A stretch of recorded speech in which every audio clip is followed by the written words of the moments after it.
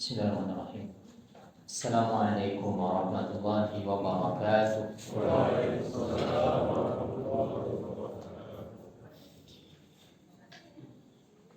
Innal hamdalillah nahmaduhu wa nasta'inuhu wa nastaghfiruh wa na'udzu billahi min shururi anfusina wa sayyiati a'malina. May yahdihillahu fala mudilla lahu wa may yudlilhu fala hadiya lahu. وأشهد أن لا إله إلا الله وحده لا شريك له وأشهد أن محمدا عبده ورسوله صلى الله عليه وعلى آله وصحبه وسلم. اللهم علمنا ما ينفعنا وانفعنا بما علمتنا وزدنا علما وأصلح لنا إلهنا شأننا كله ولا تكلنا إلى أنفسنا طرفة عين. Allahumma inna nas'aluka ilman nafi'an wa rizqan thayyiban wa amalan mutaqabbalan. Para hadirin rahimani wa rahimakumullah, Bapak dan Ibu, a'azanillahu wa iyyakum. Alhamdulillah, bersyukur kita atas nikmat-nikmat yang Allah berikan kepada kita semua. Nikmat keamanan, nikmat iman, nikmat waktu luang, nikmat kesehatan, dan nikmat-nikmat yang lainnya, sehingga terkumpul kita kembali di majelis ini atas izin Allah Subhanahu wa taala. Kita akan lanjutkan pelajaran kita dari kitab Riyadhus Shalihin karya Imam Nawawi rahimahullah. Masih dalam bab taubat, bab kedua dalam kitab ini. Masih dalam hadis yang sangat-sangat panjang tentang kisah taubatnya Ka'ab bin Malik radhiyallahu anhu.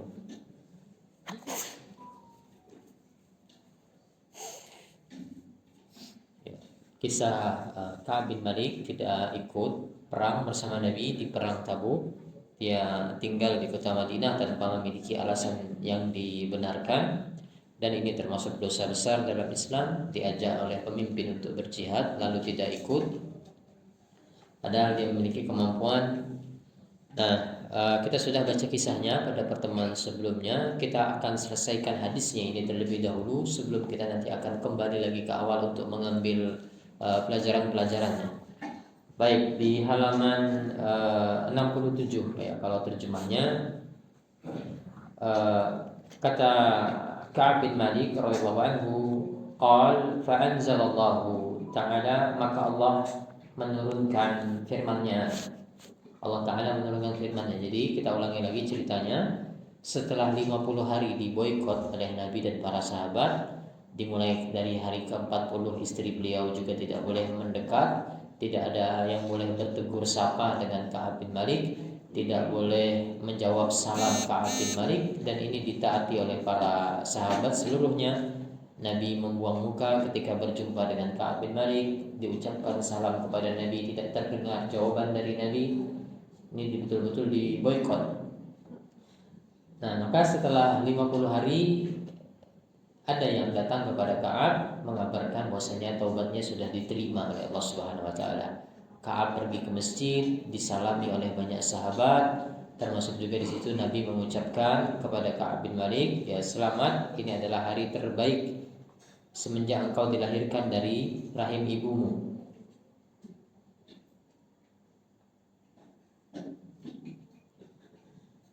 Kata Nabi SAW, abshir bi khairi yawmin mara alayka muz waladatka ummuk.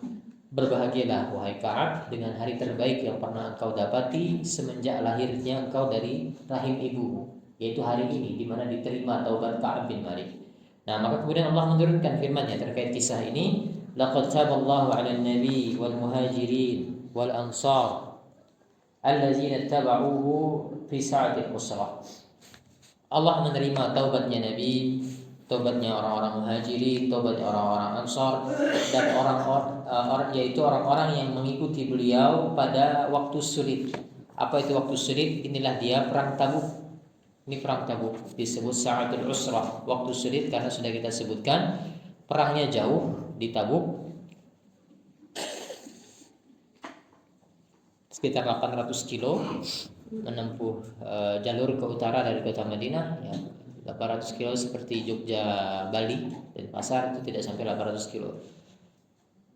jauh tempatnya. Lalu yang kedua adalah yang dihadapi adalah orang-orang Romawi. Lalu yang ketiga ini adalah musim panas dan buah sedang siap panen. Jadi perlu diketahui Bapak Ibu, kurma itu dia berbuah di musim panas. Kurma berbuah di musim panas.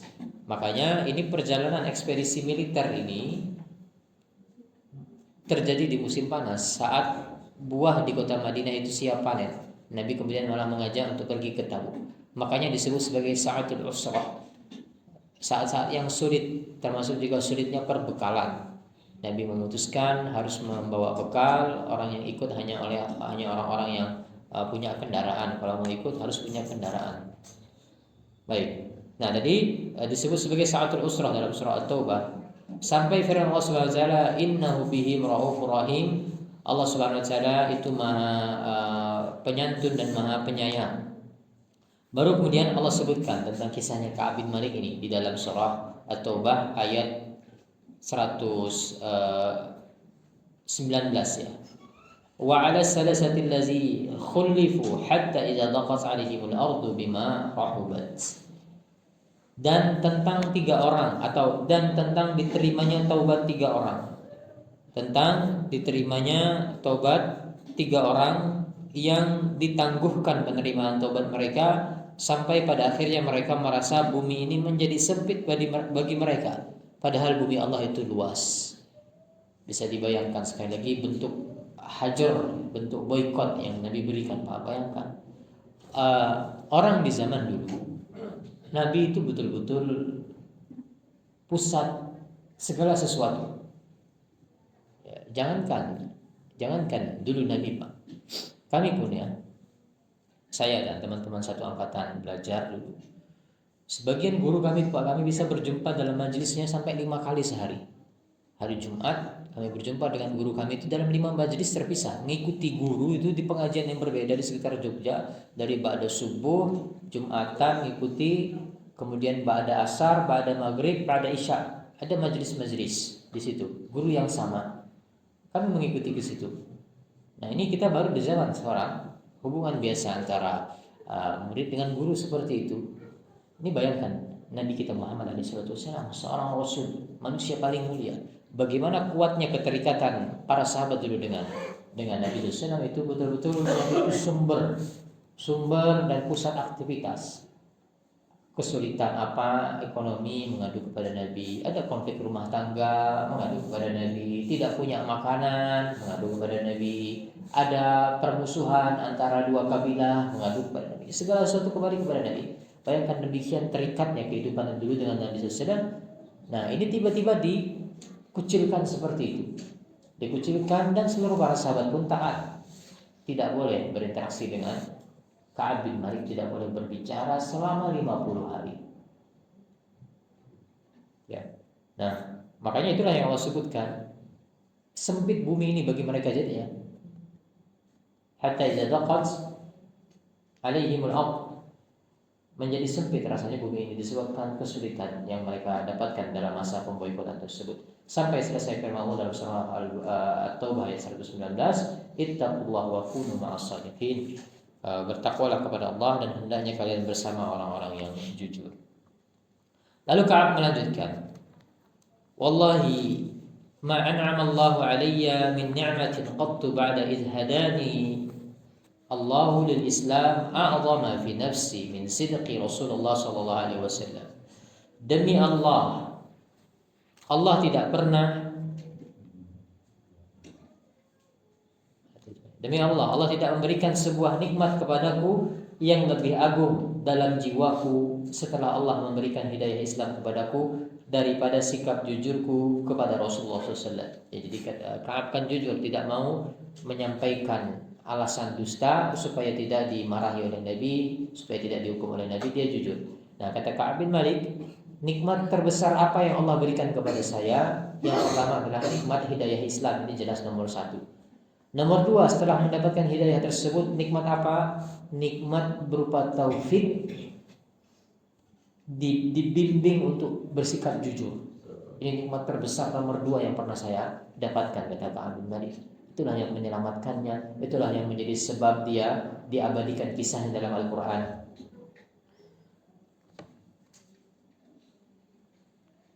Alla akuna kadzabtuhu fa ahlika kama halakal ladzina kadzabu. Kalau tidak, tentu saya akan berdusta. Maka kemudian saya akan celaka sebagaimana celakanya orang-orang yang berdusta ketika itu. Inna Allah qala lil ladzina kazzabu hina anzala al-wahya syarra ma qala li ahadin. Allah Subhanahu wa taala juga berfirman tentang orang-orang yang berdusta kepada Nabi sallallahu alaihi wasallam, alasan mereka tidak ikut ke perang Tabuk tersebut ketika Allah menurunkan wahyu, dan ini adalah seburuk-buruk ucapan untuk mereka. Betapa buruk ucapan yang disampaikan untuk mereka ini. Ya, maksudnya celaan bagi mereka, celaan yang sangat buruk bagi mereka. Tapi ini adalah firman Allah Subhanahu wa taala. Ya, kata Allah Subhanahu wa taala, "Sayahlifuna billahi lakum iz inqalabtum ilayhim litu'ridu 'anhum fa'arid 'anhum innahum rijs wa ma'wahum jahannam jazaa'an bima kanu yaksibun yahlifuna lakum litardaw 'anhum fa in tardaw 'anhum fa inna Allah la yarda 'anil qawmil fasiqin."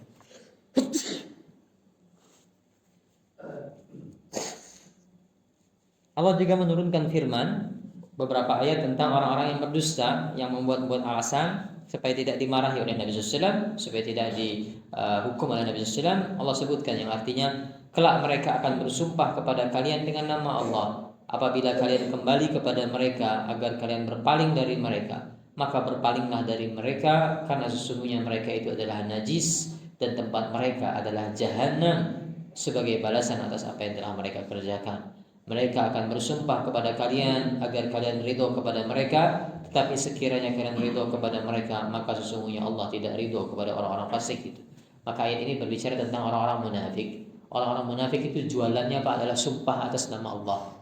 Sejak zaman Nabi, ya, jualannya adalah sumpah atas nama Allah untuk membenarkannya, untuk membenarkan perbuatannya, untuk memenangkan kepentingannya, bersumpah atas nama Allah. Ini perbuatan orang-orang munafik yang Allah cela di sini.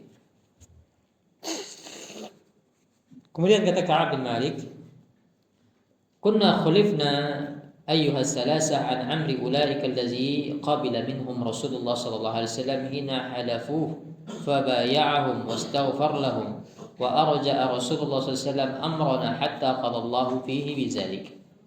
Urusan kami bertiga ditangguhkan di antara perkara orang-orang yang alasan mereka telah diterima oleh Rasulullah SAW ketika mereka bersumpah kepada beliau, dan beliau pun membaiat mereka dan memohonkan ampunan untuk mereka.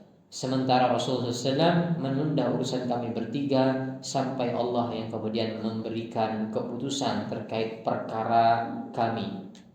Ya, sehingga keputusan tentang tiga orang yang jujur ini bagaimana nanti pada akhirnya Allah langsung yang memberikan keputusan terkait hal tersebut. Qala Allah Ta'ala wa 'ala salasati allazina khulifu. Disitulah Allah berfirman, adapun untuk tiga orang yang ditangguhkan taubat mereka itu. Tiga orang yang ditangguhkan taubat mereka itu. Maka di sini Ka'ab bin Malik menjelaskan yang dimaksudkan khulifu di situ bukanlah tertangguhkannya mereka dari perang Tabuk, bukan maksudnya tertinggal di situ, tapi tertinggalnya taubat mereka. Allah menunda, Allah menangguhkan atau menunda penerimaan taubat mereka dari orang-orang yang sudah bersumpah terlebih dahulu di hadapan Rasulullah SAW, dan Rasulullah SAW pun kemudian menerimanya. Baik, ada riwayat-riwayat tambahan sedikit di sini kita baca. Dalam sebuah riwayat disebutkan anna Nabi SAW kharaja fi ghawzati Tabuk yaum al-Khamis. Nabi pergi berangkat perang Tabuk itu hari Kamis. Perhatikan Pak. Wa kana yuhibbu an yakhruja yaum al-Khamis. Nabi itu juga suka untuk berangkat Nabi suka untuk keluar melaksanakan safar hari Kamis. Ini sunnah Pak. Sunnah berangkat safar itu hari Kamis. Menyengaja berangkat hari Kamis itu bagus. Perjalanan dinas kalau di kementerian setahu saya kalau belum berubah dulu hari Kamis ya Pak ya. Perjalanan dinas disetting hari Kamis ke daerah-daerah itu hari Kamis. Sebagian travel juga seperti itu Pak, sengaja berangkat umrah itu dipaskan hari Kamis karena itu sunnah. Memulai safar pada hari Kamis adalah sunnah. Kemudian dalam riwayat disebutkan, wa kana la yaqdamu min safarin illa naharan fi duha. Nabi tidaklah tiba dari suatu safar melainkan pada waktu duha. Fa iza qadima bada'a bil masjid. Apabila beliau sampai ke kota Madinah, beliau memulai dengan masjid. Fa shalla fihi raka'atain tsumma jalasa fihi. Lalu Nabi salat 2 rakaat di dalam masjid, baru kemudian duduk di dalam masjid. Ini sudah kita bahas di antara sunnah sebelum pulang ke rumah dari sebuah safar ke masjid terlebih dahulu kerjakan salat 2 rakaat baru ke rumah. Ini di antara sunnah Nabi Sallallahu Alaihi Wasallam. Baik, kita akan kembali ke awal. Tidak kita baca lagi, namun kita akan mengambil beberapa pelajaran dari awal hadis yang bisa kita petik manfaatnya. Yang pertama, di halaman 61 yang bagian atas, ketika Ka'ab bin Malik menyebutkan, saya ikut baiat Aqabah meskipun saya tidak ikut perang Badar. Saya tidak ikut perang Badar, tapi saya ikut perang Aqabah. Namun kata Ka'ab bin Malik, perang Badar itu lebih dikenang di tengah orang-orang daripada baiat Aqabah. Perang Badar itu lebih dikenang oleh orang-orang daripada baiat Aqabah.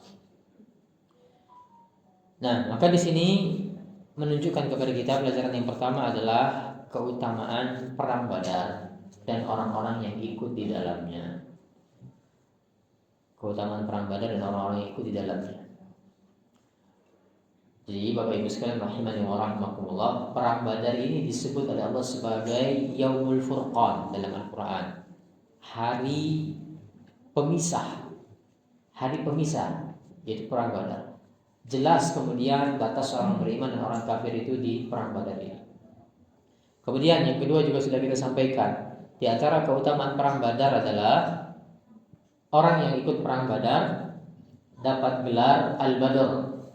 Orang yang ikut perang Badar mereka dapat gelar Al-Badr, menunjukkan orang ini ikut perang Badar. Hatib Ibnu Balta'ah Al-Badri contohnya. Nah, lalu keutamaan yang ketiga dari perang Badar ini, Allah berfirman tentang seluruh sahabat yang ikut di perang Badar yang jumlahnya 313-an orang itu, 300 sekian belas. Allah sebutkan, "I'malu ma syi'tum laqad ghafartu lakum."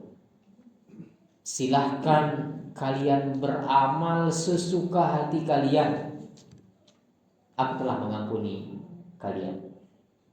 Silahkan beramal sesuka hati kalian, aku telah mengampuni kalian. Jadi Bapak Ibu, tingkatan para sahabat, Pak. Para sahabat itu tingkatannya berbeda-beda. Yang paling utama Abu Bakar, nomor 1. Di bawah tingkatan Abu Bakar ada 4 khulafa ar-rasyidin.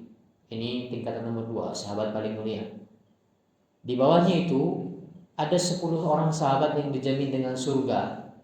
Disebut Nabi dalam satu hadis 10 orang ini 10 sahabat paling mulia. Di bawah itu baru siapa, Pak?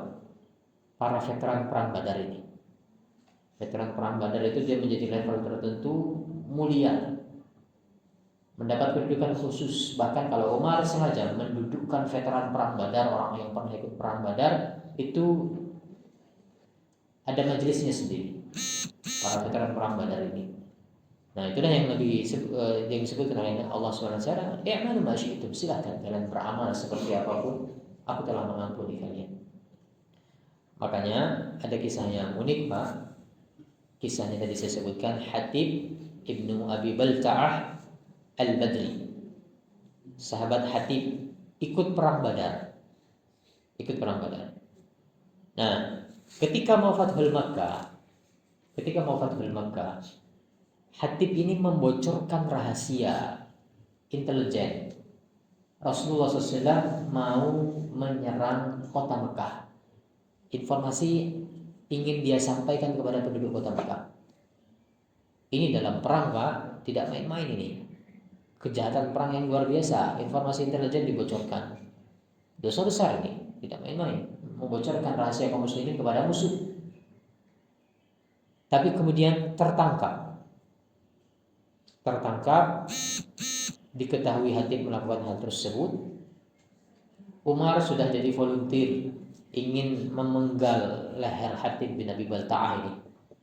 Kalau Nabi izinkan, Umar yang mau memenggal lehernya. Ini tidak main-main. Dosa besar membocorkan rahasia intelijen. Tapi kemudian Nabi melarang Umar karena Hatib ini ikut perang Badar. Kata Nabi, tidakkah engkau ingat Allah Subhanahu wa taala berfirman, "I'malu ma syi'tum qad ghafartu lakum." Silakan beramal sesuka hatimu, aku sudah mengampuni. Silakan beramal sesuka hati kalian, aku sudah mengampuni dosa kalian. Maka dibiarkan oleh Nabi sallallahu alaihi wasallam. Ini keutamaan orang ikut perang Badar. Meskipun ada penjelasannya, Hatib itu dia tidak murni jahat. Kenapa seperti itu? Dia terdorong untuk menyelamatkan asetnya di kota Mekah. Dia punya banyak aset, punya banyak keluarga di kota Mekah. Kalau kemudian Mekah terjadi peperangan di kota Mekah, dia khawatir asetnya ini nanti akan rusak. Itulah sebabnya dia mengirim informasi untuk menyelamatkan aset sebetulnya. Tapi pelajaran yang ingin kita ambil, kita sampaikan di situ adalah demikian besarnya keutamaan orang-orang yang ikut perang Badar. Itulah yang disebut oleh Ka'ab bin Malik tadi, perang Badar itu lebih terkenal di antara perang-perang yang lainnya dan kejadian-kejadian yang lainnya. Baik. Kemudian pelajaran yang berikutnya, kita ingat kata Ka'ab bin Malik, ketika orang-orang bersiap, aku pun segera pulang untuk bersiap-siap bersama mereka. Tapi pada akhirnya di rumah dia tidak melakukan apapun. Dia mengatakan, aku bisa melakukannya kapan saja aku mau. Dalam artian nanti sajalah. Nah, ini yang sudah kita singgung pada pertemuan sebelumnya. Saya carikan riwayatnya dari Ibnu Abbas.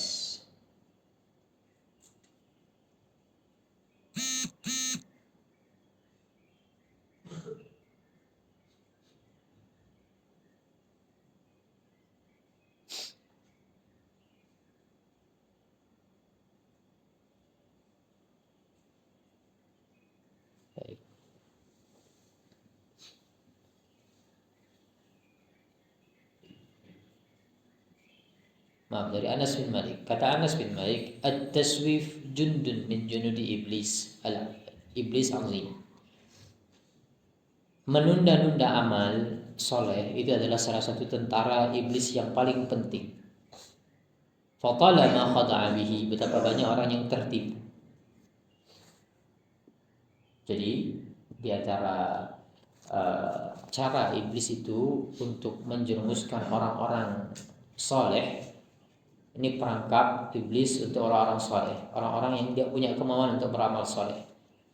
Apa caranya? Dibisiki untuk menunda-nunda amal, nanti saja, masih bisa nanti. Pada akhirnya tidak terlaksana. Ya. Dalam sebuah hadis juga Nabi menyebutkan secara makna yang saya hafal adalah, tidaklah suatu kaum senantiasa mengakhirkan sebuah kebaikan sehingga pada akhirnya memang Allah akan mengakhirkan mereka. Dalam artian tidak terlaksana nanti. Maka itu yang terjadi pada Ka'ab bin Malik. Dia katakan, nanti saya masih bisa bersiap-siap, nanti saya masih bisa menyusul. Selama beberapa hari dia berpikir seperti itu, sampai pada akhirnya tidak berangkat sama sekali. Ya, dan kita pun merasakan itu dalam keseharian kita demikian, Pak. Tunda sampai akhirnya tidak pelakon sama sekali. Sehingga ini diantara perangkap setan. Pelajarannya adalah hendaknya kita itu badarul bil amal, kita bersegera dalam beramal. Begitu terbuka kesempatan, sudah terpenuhi syarat-syaratnya, laksanakan. Punya uang sudah, ragu ini mau daftar umroh atau tidak, daftar haji atau tidak, ditunda-tunda sampai pada akhirnya nggak ada lagi uangnya, tidak ada lagi kesempatannya, dan seterusnya. Sehingga jangan ditunda-tunda kebaikan itu. Mau sedekah atau tidak, mau membantu tetangga atau tidak, ditunda-tunda selama masih ada uangnya. Sampai satu saat hilang kesempatan itu, entah tetangganya yang hilang, pindah misalnya, atau uangnya sudah tidak ada, maka berhati-hatilah. Kemudian di antara pelajaran dari kisah tadi, kita ingat di halaman 62, ya, kata Ka'ab bin Malik, ketika aku keluar ke tengah-tengah manusia setelah keberangkatan Rasulullah SAW, aku bersedih karena aku tidak melihat diriku sebagai orang yang patut ditiru, melainkan hanya sebagai laki-laki yang tercela karena kemunafikannya. Baik, ini keliru terjemahnya berarti. Yang diucapkan oleh Ka'ab bin Malik adalah tidaklah yang dilihat oleh Ka'ab bin Malik kecuali orang-orang yang tidak patut ditiru atau orang-orang yang terkenal dengan kemunafikannya. Di halaman 62.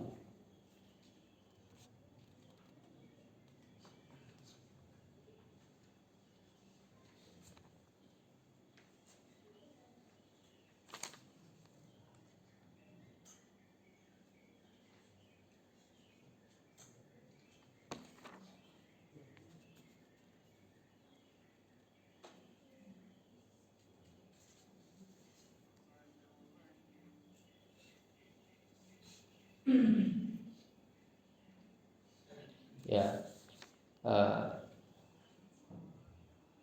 إذ خرجت في الناس بعد خروج رسول الله صلى الله عليه وسلم يحسنوني أني لا أرى لي أسوة إلا رجلا مغموصا عليه في النفاق أو رجلا ممن عزل الله تعالى من الضعفاء. Berarti terjemahnya keliru ini.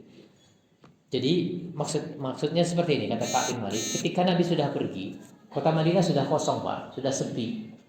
Keluarlah Ka'ab bin Malik ini melihat-lihat siapa ada orang yang tertinggal di kota Madinah. Yang didapati oleh Ka'ab bin Malik hanyalah orang-orang yang mereka tidak patut untuk dijadikan suri tauladan, tidak bisa ditiru. Lalu yang kedua adalah laki-laki yang memang sudah terkenal dengan kemunafikannya. Ini jelas ini orang munafik. Jadi para sahabat dulu, Pak, tahu ini orang munafik mereka jelas terang benderang hal tersebut. Nah, makanya kalau ada pertanyaan begini. Ini kaidah ilmu hadis, Pak, ya. Dalam ilmu hadis itu, apapun yang diucapkan oleh para sahabat kita terima, Pak. Kita tidak perlu mencek kredibilitas para sahabat. Kalau di bawah sahabat kita perlu cek. Ini orang ini jujur atau tidak yang meriwayatkan hadis ini. Bukan kita yang cek, para ulama yang cek. Orang ini amanah, tidak, hafalannya kuat atau tidak, semuanya dicek. Itulah cara menentukan hadis itu sahih atau tidak. Nah, tapi untuk level sahabat itu tidak perlu dicek. Kalau sahabat yang mengatakan kita terima. Ini akidah kita dan kaidah dalam ilmu hadis seperti itu. Pernah muncul pertanyaan kemudian, Ustaz, bagaimana kalau yang mengucapkan itu orang munafik? Bukankah di tengah-tengah sahabat itu ada orang-orang munafik? Bagaimana menjawabnya? Kaidahnya seluruh dari sahabat diterima. Sahabat adalah orang yang hidup di zaman Nabi, berjumpa dengan Nabi. Kalau dia mengembalikan hadis pasti kita terima. Tidak kita lemahkan hadis ini misalnya. Bagaimana menjelaskannya, Pak? Bukankah di tengah-tengah mereka ada orang munafik? Maka jawabannya, orang munafik di zaman Nabi itu terang benderang. Diketahui oleh para sahabat dengan ciri-cirinya. Ini munafik, ini munafik, ini munafik. Terang benderang. Nah, seandainya ada dari mereka yang meriwayatkan hadis, pasti para sahabat itu sudah mencegahnya. Jangan terima hadis si fulan ini karena dia munafik. Pasti ada para sahabat itu yang bersuara. Nah, dan tersaringlah kemudian atas hal tersebut yang meriwayatkan hadis kepada kita itu benar-benar sahabat Nabi yang beriman. Tidak ada orang munafik yang meriwayatkan hadis ke generasi tabi'in, tidak ada.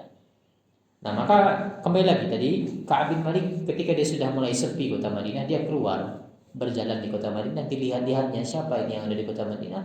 Orang munafik tulen, orang-orang yang lemah, yang tidak pantas untuk dijadikan suri tauladan. Nah, apa pelajarannya di situ, Bapak Ibu sekalian rahimani wa rahimakumullah? Dan cara pelajarannya di situ adalah disitulah pentingnya circle, teman, tetangga, orang-orang di sekitar kita itu mempengaruhi kondisi kita, Pak. Ka'ab bin Malik bisa jadi kemudian dia itu terdorong untuk berangkat kalau dia punya teman yang semangat, ayolah kita berangkat saja. Kita susul masih bisa. Tapi sudahlah dari dirinya melakukan penundaan, dari sisi internalnya sudah terhambat, dia melihat sisi eksternalnya tidak ada motivasi. Yang tertinggal adalah orang-orang munafik. Bagaimana bisa mendapatkan motivasi dari orang-orang munafik ini? Nah, sehingga ketika kita berbicara tadi Pak tentang prokrastinasi, kebiasaan menunda-nunda, atau tentang kemalasan, laziness, ini sangat dipengaruhi oleh kondisi orang sekitar Pak. Betapa banyak orang itu terjebak dalam kemalasan, sikap menunda-nunda, sebabnya karena dikelilingi oleh orang-orang yang seperti itu. Memang lingkungannya lingkungan malas, suka menunda-nunda, akhirnya dia terpengaruh. Itulah di antara pelajaran dari Ka'ab bin Malik. Dia tidak mendapatkan motivasi ketika melihat orang-orang yang tertinggal di kota Madinah. Baik, pelajaran berikutnya, Ka'ab bin Malik menyebutkan tentang kisah Abu Khaisamah al-Ansari. Ya, ketika Nabi bertanya, di mana Ka'ab? Kemudian dicela oleh sebagian orang, dibela oleh Muaz bin Jabal. Nah, baru kemudian Nabi melihat ada orang datang, kun Abu Khaisamah. Mesti itu Abu Khaisamah yang datang. Nah, datang betul ternyata Abu Khaisamah yang datang. Kata Anas bin Malik, kata Ka'ab bin Malik, Ka'ab yang mengatakan Abu Khaisamah al-Ansari adalah orang yang bersedekah dengan satu sok kurma, kemudian dicela oleh orang-orang munafik. Ini terselip kisah ini hanya informasi tambahan. Dia menjelaskan, ini kan Ka'ab bercerita kepada anaknya. Anaknya kan tidak mengalami kejadian ini, tidak berjumpa dengan para sahabat seluruhnya, anaknya Ka'ab bin Malik ini. Nah, Ka'ab menceritakan ada Abu Khaisamah. Abu Khaisamah itu siapa? Orang yang bersedekah satu sok kurma, sekitar 3 kilo, satu sok kurma dia bersedekah, dicela oleh orang-orang munafik menjelang keberangkatan perang Tabuk ini. Nah, ada pelajaran yang ingin saya sampaikan di situ, Bapak Ibu sekalian rahimani wa rahimakumullah.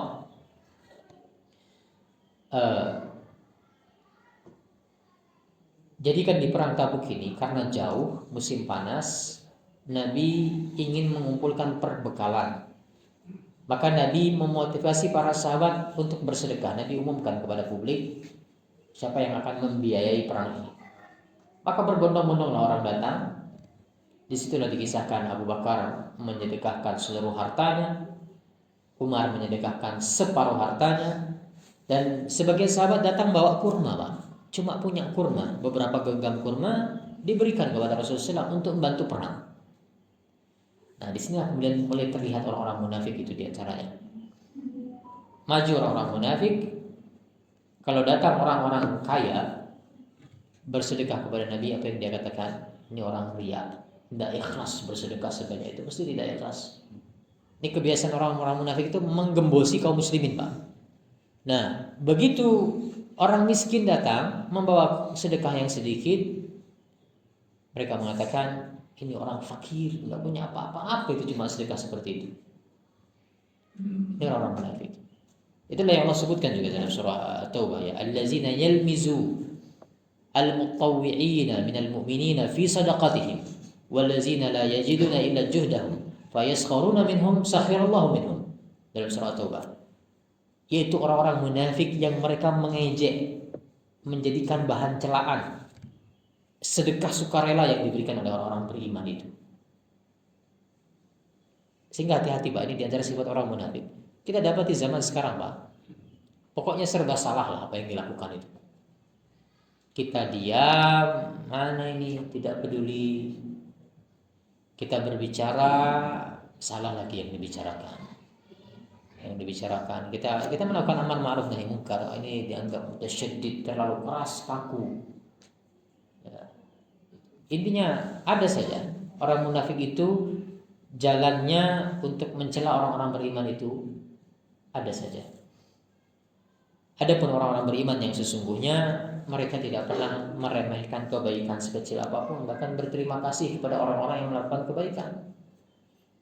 Tidakkah kita ingat kisah yang saya bawakan sudah beberapa kali tentang Ibunda Aisyah? Ibunda Aisyah didatangi oleh orang miskin, minta makanan. Hadisnya lemah, namun dibawakan oleh para ulama. Minta makanan. Ibunda Aisyah cuma punya sebutir anggur. Kata Ibunda Aisyah kepada pembantunya, berikan sebutir anggur itu. Orang itu membutuhkan. Ada pembantunya dikatakan, satu butir anggur saja yang sedekahkan. Apa kata Ibu Aisyah? Hal tadri kam min zarrah? Tahukah Anda satu butir anggur itu berapa zarrah? Satu butir anggur itu berapa zarrah? Sedangkan Allah berfirman, "Faman ya'mal mithqala dzarratin khairan yarah." Barang siapa yang dia beramal baik meskipun hanya sebesar satu zarrah saja, pasti dia akan mendapatkan kebaikannya itu pada hari kiamat ditimbang oleh Allah. Satu zarrah, timbangan pada hari kiamat itu ukurannya zarrah, Pak. Biji sawi, debu atau atom. Ada 3 terjemahan yang saya ketahui. Kalau tidak biji sawi, debu atau atom. Katakanlah debu. Satu butir helai debu sekecil itu, Pak. Timbangan kebaikan itu pada hari kiamat rigidnya demikian. Nah, yang disedekahkan satu anggur, berapa ribu debu yang terkumpul supaya bisa membentuk satu anggur itu. Itu yang disebutkan oleh Bunda Aisyah. Berapa zarrah kita bersedekah itu. Nah, pelajaran yang saya sampaikan adalah bagi orang-orang beriman, kebaikan sekecil apapun itu sangat berarti. La tahqiranna minal ma'rufi syai'an. Jangan remehkan kebaikan itu sekecil apapun. Berbeda dengan orang munafik. Orang munafik suka pokoknya apa-apa salah. Sedikit dipermasalahkan, banyak dikatakan ini orang riya dan seterusnya.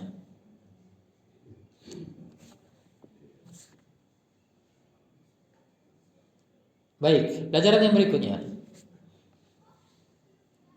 tadi tentang bagaimana Ka'ab mengatakan nikmat yang terbesar yang diberikan oleh Allah kepadanya setelah Islam adalah diberikan taufik untuk jujur. Maka mampunya kita berbuat baik, Pak, jujur ketika menghadapi cobaan di hadapan kita, itu adalah taufik dari Allah SWT. Hendaknya kita ini meminta taufik itu kepada Allah SWT. Para koruptor itu, Pak, kita mencela aktivitas korupsi, perbuatan korupsi tercela, ini dosa besar dalam Islam. Tapi jangan sampai kita mencela pelakunya, Pak. Dalam Islam tidak boleh kita merendahkan pelaku maksiat, tidak boleh. Pelaku maksiat tidak boleh dihina, tidak boleh direndahkan. Kenapa? Kita khawatir hal tersebut waliyazubillah jangan sampai menimpa kita. Ada sebuah hadis yang kata para ulama hadisnya dhaif sanadnya, namun maknanya benar. Tidak ada seseorang itu mencela seorang pelaku maksiat kecuali dia mati dalam kondisi sudah melakukan maksiat itu sendiri. Ya. Jadi jangan mencela pelaku maksiat. Di antara hukumannya Allah akan berikan adalah orang yang mencela pelaku maksiat, dia akan dihukum oleh Allah melakukan maksiat yang sama. Kita membenci perbuatannya, mencela perbuatannya, tapi bukan mencela orangnya. Bedakan, Pak. Mencela perbuatan dengan mencela orang itu berbeda. Menghina orang itu berbeda dengan mencela perbuatannya. Nah, makanya di samping juga pertimbangannya tadi yang saya sampaikan, Pak. Para koruptor itu, Pak, ya. Para koruptor, Pak. Kita tidak tahu. Kita kalau dalam kondisi seperti itu, bagaimana? Apakah kita mampu atau tidak? Kita tidak tahu. Kita dalam kondisi seperti itu tidak tahu. Itu murni kalau orang yang diberikan taufik oleh Allah SWT selamat dia. Disodorkan uang bermiliar-miliar, tidak ada yang melihat. Kuat tidak iman kita untuk menolak, mengatakan tidak untuk hal tersebut? Tidak tahu, Pak. Kita tidak tahu kondisi seperti itu. Nah, poinnya yang ingin saya tunjukkan adalah itu taufik dari Allah Subhanahu wa taala. Itu murni taufik dari Allah Subhanahu wa taala. Sehingga jangan kita menghalangi taufik tersebut dengan kita mencela orang lain yang berbuat maksiat. Semoga Allah senantiasa memberikan taufik kemudian pada diri kita.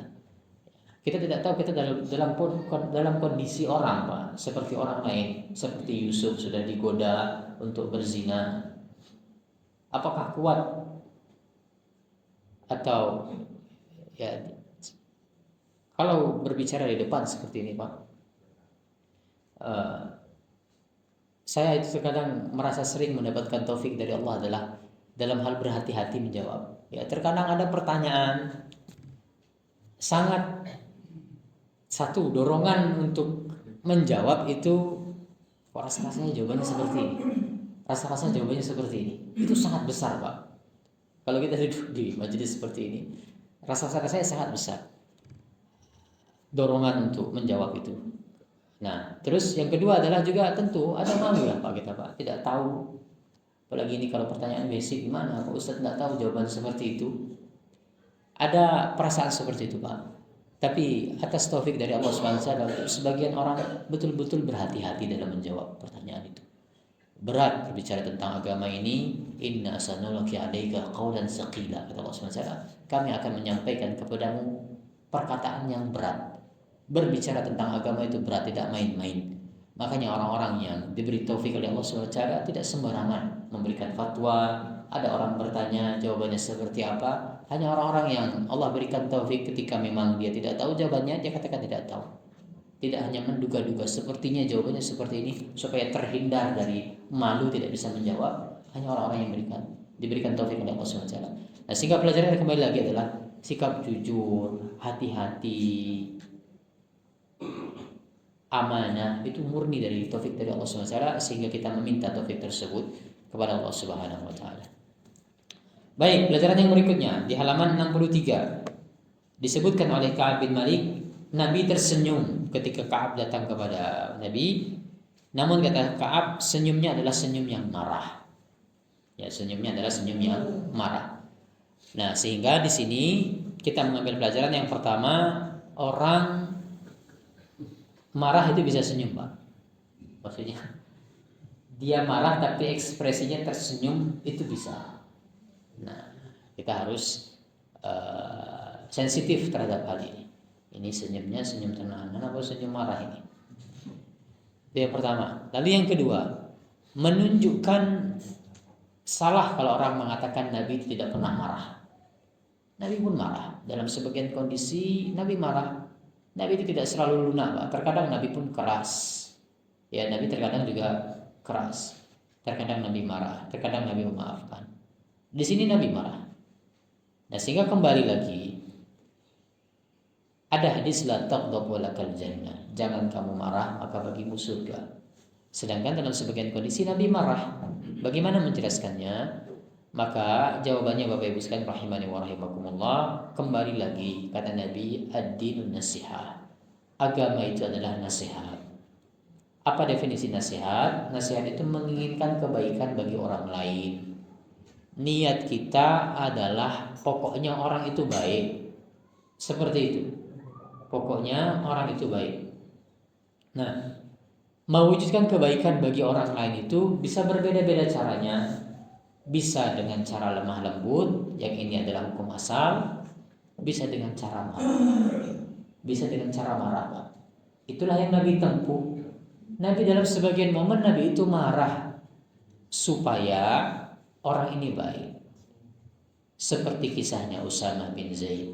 Orang sudah syahadat kok dibunuh. Kata Usamah, ini orang terpepet di medan perang, bayangkan Pak ya. Di medan perang, adap-adapan, sudah senjatanya sudah terlucuti, orang kafir ini sudah siap ini ditebas oleh Usamah. Dalam kondisi seperti itu mengatakan, asyhadu an la ilaha illallah wa asyhadu anna Muhammadar Rasulullah. Tetap ditebas oleh Usamah.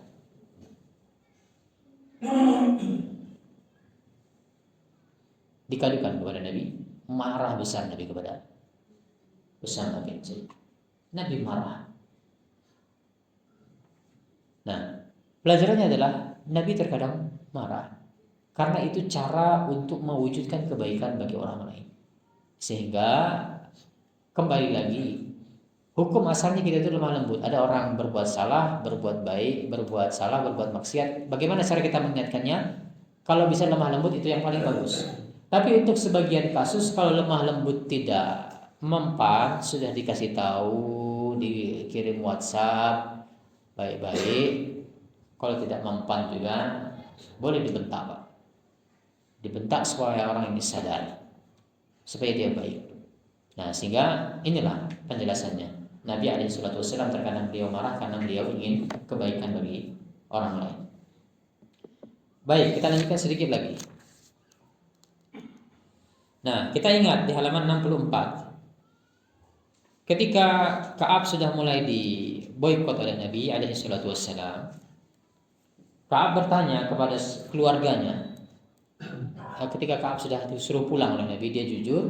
Kata Nabi, pergi sampai Allah berikan keputusan. Nah, kemudian Ka'ab bertanya kepada keluarganya, apakah ada orang yang mengalami hal yang sama dengan diriku? Ternyata ada berapa orang yang sama? 2, total 3 dengan Ka'ab ya. Nah, ada 2. Nah, lihat Pak, ini karakter manusia Pak. Ini karakter kita semua. Manusia itu merasa ringan bebannya kalau ada orang yang mengalami penderitaan yang sama dengan dirinya. Manusia menjadi ringan bebannya kalau dia mengetahui ada orang yang mengalami penderitaan yang sama. Makanya Ka'ab bin Malik cari siapa yang sama dengan saya kasusnya. Ternyata ada 2 orang. Dia berharap itu bisa meringankan bebannya, tapi ternyata kasusnya beda. Ini orang-orang tua yang memang sudah uzur memang. Ka'ab bin Malik masih muda. Nah, sehingga dari situ kita bisa mengambil pelajaran. Itulah hikmahnya. Kenapa Allah Subhanahu wa taala itu banyak membawakan kisah para rasul di dalam Al-Qur'an, kisah-kisah umat-umat terdahulu. Karena itu karakter kita. Yang pertama ini adalah hiburan untuk Nabi Muhammad alaihissalam. Nabi berdakwah itu sangat berat tugas beliau. Makanya kisah yang paling banyak dibawakan dalam Al-Quran itu adalah kisahnya Musa. Musa itu beratnya luar biasa. Orang Yahudi, tahulah kita karakter orang Yahudi dari zaman ke zaman seperti itu Pak, orang Yahudi itu Pak. Dari zaman ke zaman karakternya memang seperti itu, tidak bisa dipegang perkataannya, ngeyelan dan seterusnya. Khianat. Maka Musa berhadapan dengan orang seperti itu. Dibawakan oleh Allah paling banyak dalam Al-Quran kisah tentang Musa, supaya Nabi itu merasa punya teman. Ya, makanya Nabi katakan rahimahullah Musa, semoga Allah merahmati Musa. Faqad uziya aksar minni. Musa itu diganggu lebih banyak daripada diriku, dan dia berhasil untuk sabar. Berhasil berarti cara Allah menghibur Nabi Muhammad. Nabi Muhammad kemudian bisa lapang dadanya ketika mendengar kisah Musa. Dan itulah juga hikmahnya bagi kita semua, lebih-lebih yang menempuh jalan dakwah. Apa hikmahnya Allah bawakan kisah tentang diganggunya para rasul, membangkangnya orang-orang dari setiap zaman terhadap dakwah rasul. Tadi karakter kita itu kalau mengetahui banyak loh orang yang mengalami hal seperti ini, menjadi ringan. Ini di antara pelajaran dari kisah Anas bin Malik.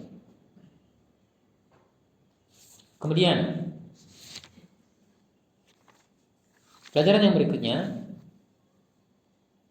ingat kita ketika Ka'ab mendapatkan surat dari Raja Ghassan, apa yang dia lakukan Pak? Raja Ghassan kan menawarkan, ayo bergabung kepada kami, nanti kami muliakan di sini. Engkau kan dibuang oleh sahabatmu. Apa yang dia lakukan? Disobek dan dibakar, menuju ke tungku langsung dibakar.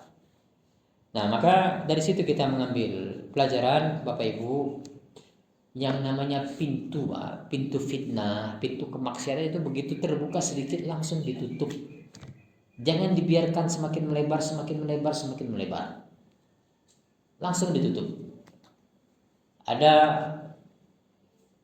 misalnya yang bapak-bapak di Japri lewat Facebook, Instagram, WhatsApp, wanita, assalamualaikum Pak, gini lah, centil lah apa gatal lah wanitanya. Jangan diladeni, jangan pintu itu jangan dilebar-lebarkan, sudah langsung ditutup. Orang seperti ini diblok, dihapus sudah. Jangan dibuka pintu itu. Api itu masih kecil langsung dipadamkan, jangan menunggu besar. Kalau sudah besar sulit. Pintu itu sebelum terbuka lebar pintu fitnah itu ditutup langsung Pak. La taqrabuz zina, kata Allah SWT. Jangan mendekati zina, mendekatinya Pak, bukan zina yang zina jelas haramnya, tapi perbuatan yang bisa mengantarkan kepada zina itu sudah ditutup oleh Allah Subhanahu wa taala. Sehingga yang namanya pintu fitnah itu langsung dihapus. Langsung ditutup. Jangan diladeni. Ya, makanya ini juga sebagian orang sadar, anak-anak muda nih Pak ya, dulu pacaran, ternyata tidak boleh ya pacaran dalam Islam. Tapi ya foto mantannya masih disimpan, SMS-nya, WhatsApp-nya masih disimpan. Ini contohnya. Ka'ab bin Malik begitu menerima langsung dibakar sudah. Kalau betul taubat dari dosa itu hapus seluruhnya. Ya, termasuk juga ini kata para ulama adalah tentang hukum menyimpan foto mayat Pak. Orang tua meninggal, difoto, boleh tidak? Dalam posisi mungkin sudah terkafani. Seperti ulama melarang seperti ini, Pak. Kenapa? Tidak membuka pintu kesedihan pada diri kita. Nanti sedih berlarut-larut, setiap melihat foto kemudian teringat, jadi bersedih. Jadi kita tidak produktif atas kebaikan. Sudah dihapus, sudah move on, sudah meninggal. Yang terbaik adalah mendoakan apa yang kebaikan yang diajarkan itu yang kita praktekkan. Foto daripada mengingatkan kita akan kesedihan, ya maka dihapus saja. Lalu yang terakhir, pelajaran yang ingin saya sampaikan di sini adalah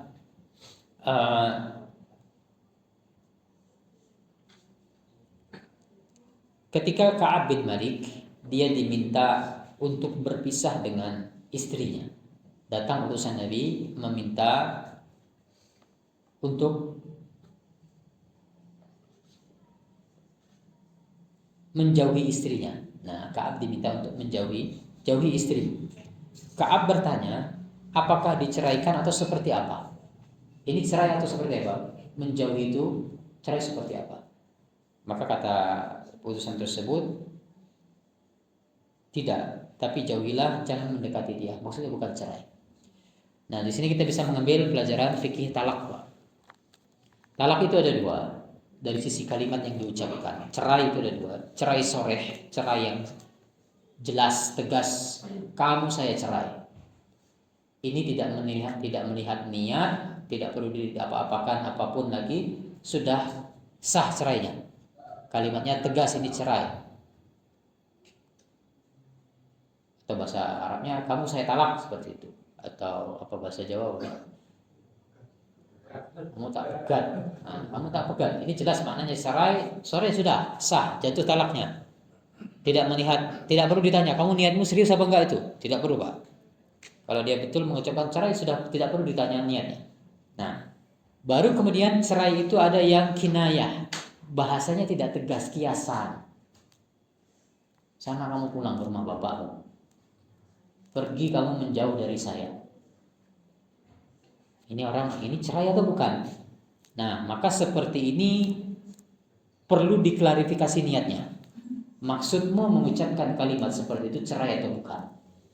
Menyuruh ibu-ibu, perempuan misalnya dikatakan suaminya seperti itu, lalu marah, pulang kamu sana ke tempat bapakmu. Perlu diperjelas ini maksudnya cerai atau seperti apa? Nah, dari mana kita bisa menyimpulkan seperti itu? Dari kisah Ka'ab bin Malik tadi. Istrinya diminta untuk menjauhi, diklarifikasi terlebih dahulu oleh Ka'ab bin Malik, ini cerai atau seperti apa maksudnya? Sehingga hukum cerai, kalau kalimatnya tidak tegas, soreh kalimatnya cerai, maka perlu ditanya niatnya seperti apa. Tapi kalau kalimatnya sudah tegas, tidak perlu ditanya niatnya, tidak lagi teranggap di situ, sudah teranggap jatuh talak. Azza-wallahu a'lam. Nafa'allahu ajma'in bima 'allamana wa zadanallahu ilman wa tawfiqan. Sallallahu ala nabiyyina Muhammad wa ala alihi wa sahbihi wa baraka wa sallam.